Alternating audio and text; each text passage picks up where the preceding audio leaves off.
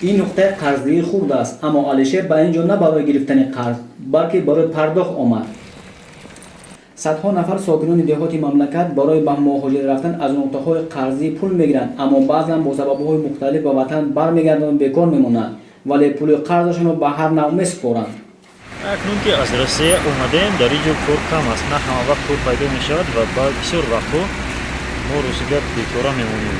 در ساختمان‌ها که کار کم است برای ما بسیار کوشش کردیم هیچ جور پیدا نشد. ما داریم خود روسیه بمانیم. نزدیک 1 میلیون نفر اهالی جمهوری تاجیکستان همچون مهاجر مهنتی در فدراسیون روسیه قرار دارد. این هم از آن است که اقتصادات جمهوری تاجیکستان از اقتصادات فدراسیون روسیه وابستگی دارد. تنها در یک ماه ینور سال 2016 حدود 7000 نفر شهروندان تاجیکستان از مهاجرت به وطن برگشتند. معاون وزیر مهنت نرگس اورنووا بر آن است که تأسیس جایهای نوی کاری در مملکت افزایش می‌یابد.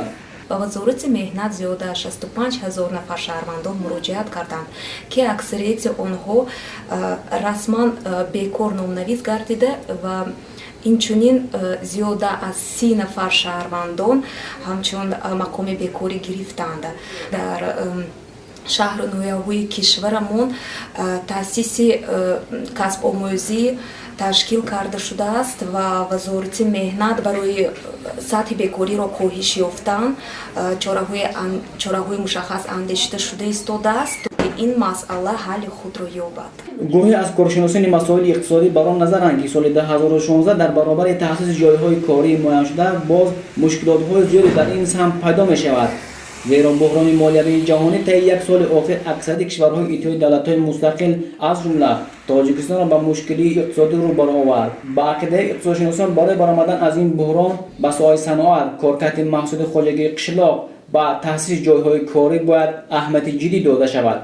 80% اهالی تاجیکستان در دهات زندگی میکنند، بنابراین همین سبب رشد کشاورزی نیست از اهمیت دور نیست و برای همین ضرور است که دهقانان رو دستگیری کرد و قرض‌های درازمدتی بانکی نیست ضرور میباشد بهر مثلا رشد و ترقی دادن کشاورزی، ساحه کشاورزی.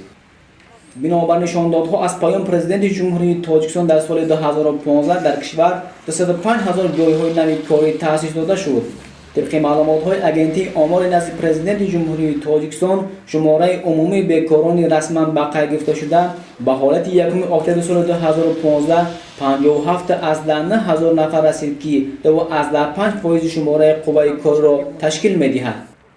برنامه اجتماعی کفالت قرضی اینستیتوت کشاد بنیاد ملل در تاجیکستان در دام 3 سال فعالیت 900 نفر مهاجران مهنتی که از فدراسیون روسیه به وطن برگشتند و جایهای کاری ندارند کورس‌های آموزشی رایگان گذرانده شد. از این مقدار 630 نفرشان بیزنس نقشه‌های خود را پیشنهاد کردند که به 258 نفر آنها قرض‌های امتیازنامه داده شد. اما علیشیر مقصد دارد که بهترش باز به مهاجرت مهنتی رفته عایده‌اش را در اینجا از لحاظ مبلغ دستگیری نماید. با وجود همه این در کشور انشاءات‌های بزرگ ساخته می شود که حداقل طلبات بازار مهنت را قانع می‌گرداند. نظام‌الدین کاملوف، نرگس اورنووا، علیشیر جنیدوف، دوشنبه اخبار.